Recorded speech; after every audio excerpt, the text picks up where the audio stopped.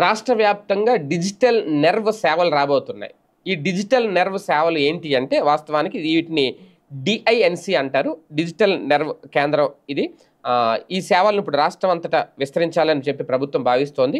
ఈ సేవలను అందుబాటులోకి వస్తే కనుక ప్రతి ఒక్కరి ఆరోగ్య రికార్డును కూడా, అంటే మన హెల్త్ ఎలా ఉంది, మనకు బీపీ ఎంత ఉంది, షుగర్ ఎంత ఉంది, మన బాడీలో మన ఏ బ్లడ్ గ్రూపు, మన బాడీలో రక్తం ఎలా ఉంది, హిమోగ్లోబిన్ పర్సంటేజ్ ఎలా ఉంది, ఏ రోగాలు ఉన్నాయి, ఏమేమి డిసీజెస్ ఉన్నాయి, ఇవన్నీ కూడా ఈ ఆరోగ్య రికార్డ్ ఏదైతే ఉంటుందో ఇదంతా కూడా ఒక డిజిటల్ రూపంలో వాళ్ళు స్టోర్ చేస్తారు. అలా భద్రపరిచే దాన్ని డిజిటల్ నెర్వ్ అంటారనమాట.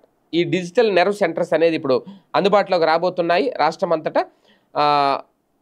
అదే ఇది ఎప్పుడైతే ఇలాగ ఈ డిజిటల్ నెర్వ్లో మన రికార్డు పొందుపరిచామో ఇమీడియట్గా రేపొద్దున మనం ఎక్కడైనా డాక్టర్ దగ్గరికి వెళ్ళినప్పుడు మనకు ఒక కోడ్ ఉంటుంది. అది వాళ్ళు అక్కడ ఎంటర్ చేస్తే మన ఆరోగ్య పరిస్థితి ఏంటనేది వాళ్ళకి అక్కడ అర్థం అవుతుంది.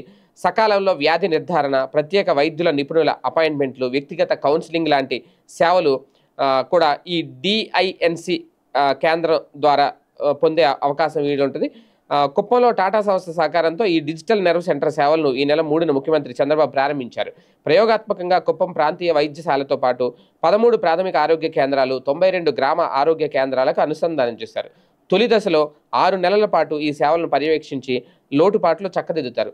రెండో దశలో చిత్తూరు జిల్లా అంతటా అందుబాటులోకి తెస్తారు. మూడో దశలో రాష్ట్ర వ్యాప్తంగా ఈ సేవలు విస్తరించాలన్నది ప్రణాళిక.